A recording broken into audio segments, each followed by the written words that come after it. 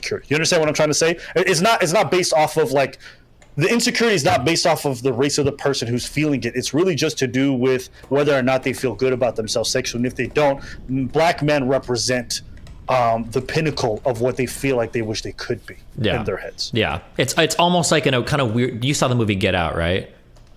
Oh yeah, yes. Yeah, it's like in a weird reverse way when they're talking about him at that when they're at that meet and they're all like, wow, you're so athletic, you must be so fat. It's like one of those types of things that like in some ways like black people are like the kind of like savage, but they represent like the pinnacle of like sexual like like I guess conquest or whatever. It's a very, very, very weird fucking, I understand why it exists in porn, but it's kind of sad to see people play into it so much in real life, especially when they're black. It's like, damn, dude.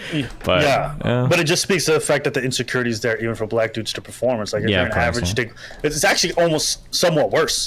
Because if you're a black man, you're expected sometimes to live up to that, right?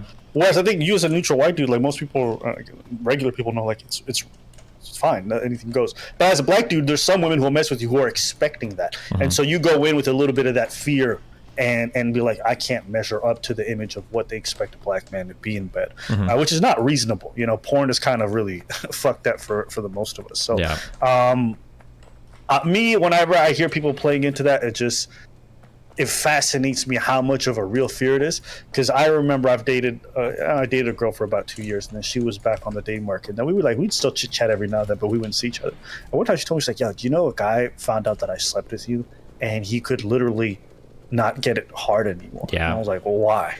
And he's like, he told me, he's like, "Once I found out you with a black man, I can't look at you the same." And I was so blown away by that. I didn't know how deep it was, but it really is that deep for some people. Because I dealt with parents who found out I was black and had an issue with it. And, that's not uncommon. Sure. But I didn't know there was males out there who were that deeply. And these aren't like KKK members who are like, nothing like that. Regular dudes.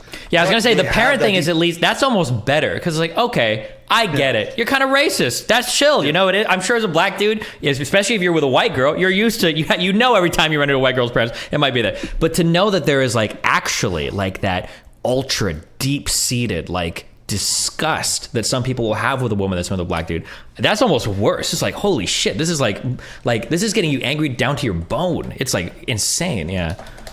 Sorry, apparently your chat's telling me my mic's peaking. Is this better? Oh yeah, I turned you down a little bit. I can turn you back up. Nice job. Okay. You want to turn me up? Nope, you're good now. Yeah, you're fine. Okay, cool. My apologies. I don't have a good limiter on this, so bad. But yeah, as far as like the way that they're talking about you now, it is fascinating to me.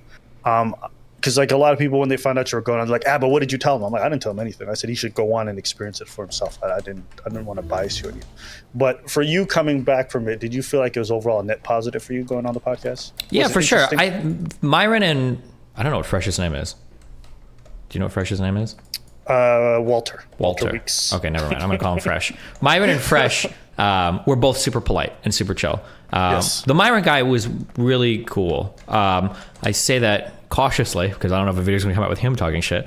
But regardless of what I think about like their views and everything, that Myron dude is like super dedicated to everything on that podcast. Like I think I mentioned yesterday on stream, like this guy, I asked him afterwards because we all went out to eat. And I was like, do you have like a background in like audio video shit? And he's like, no, I worked for the DHS, like did like, busted like trafficking rings and shit. But like when we were, because I remember sitting there watching as he was like going around, he was like checking every single camera. He was asking for like, I need a prime lens for this. I need a zoom lens for this. Like we need to move that for that. We need to get the chairs out of the background. We need to make sure they don't have a hat on because it's going to block these people. Like he seemed very, very, very dedicated to walking around and getting everything. So I have a lot of respect for him in terms of setting his shit up. And to be fair, they've done really well for themselves. That podcast, I don't even think it's 2 years old.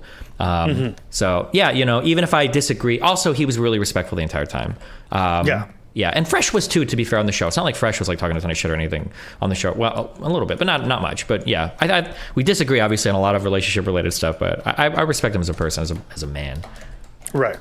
I think as far as the professionalism goes in regards to like the setup, like I was really impressed as well. I remember when I went on the set, like they took a lot of time to make sure all the audio visual, which is good. I think one thing I always have an issue with whenever I'm working with people is coming up and feeling everything is absolutely disorganized and nobody really cares. Yeah. And see people who care and put that much time, I think it goes a long way towards making the end product good. Yeah, for How sure. did you feel about the cast members? Fresh and Fit, and Chris are like the girls. Okay, well, you can go with the dudes, and then you can go with the ladies afterwards. I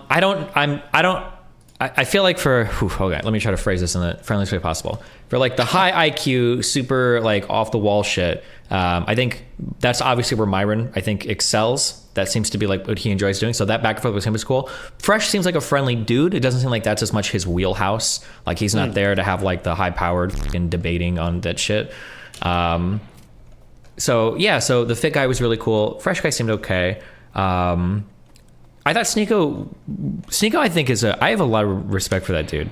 I think he's a little misguided, but like I think he's pretty socially aware. A lot of my subreddit was like laughing at him, saying, and I think even in the Fresh and Fit subreddit, like, oh, Sneako shut the whole time because he was intimidated. I think Sneako had been on that show 3 times in a row, and he saw that like me and Myron were gonna go back and forth a lot, so he just like chilled. I think it's really difficult for a guy, especially like him, to be able to just like chill for a moment and not constantly have to be the center of attention. So I think he was doing that intentionally. I had a lot of respect for that. And then the girls were, holy yikes, dude, Jesus Christ, that was a.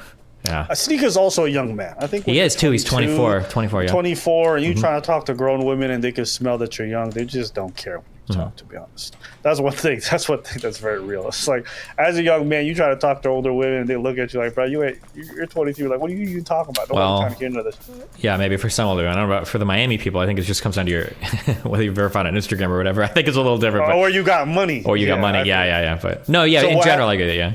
So what happened with the ladies? What was that like? Just very much like there was like a certain type of, I mentioned this before I ever went on Fresh and Fit. I was telling chat, like, because I came from LA and I'm thinking like these are probably going to be like some of the most shallow, empty fucking people in the world is fucking LA girls and shit.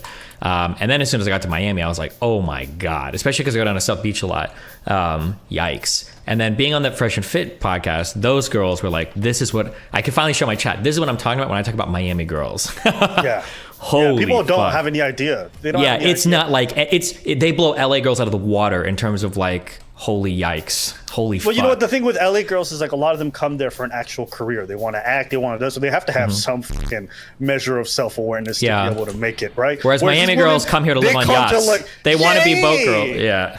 It's a different lifestyle. They're really different. And so when I say that, and I'm like there's a bit of a selection bias in regards to the kind of cast members you'll have. And people are like, I remember I was talking to Sneako, he's like, well, that's what women are like. And I'm like, what, the women on like Fresh and Fit? Like, yeah. I'm like, there's no way you believe that. Yeah, they totally do. They totally do. There's no way you've dated anywhere outside of Miami and really feel like women are all like that. Because like it's not. It is a very unique experience. Me having lived in the States in different parts, like my experience dating in the States was not these kind of women. Yeah. So when I went on the podcast myself, I'm like, who are these brain dead, brain rot broads that I have to speak about that feel like they're so certain about shit? So I don't know. To me, I don't feel like the cast member is an indicative reflection of everyday women. Not of everyday, not even of everyday all over Miami women, but it's like there's like a certain type of like downtown Brickell area, and then like South Beach Miami women. But like Miami's a big city. You can go out more. You can find a ton of different type of people. Or you go to any of the schools around here and find a different type of people. But in terms of like the like archetypical like Miami girl, like the boat girl that wants to just like find to do with a boat and like sit on it all day, like,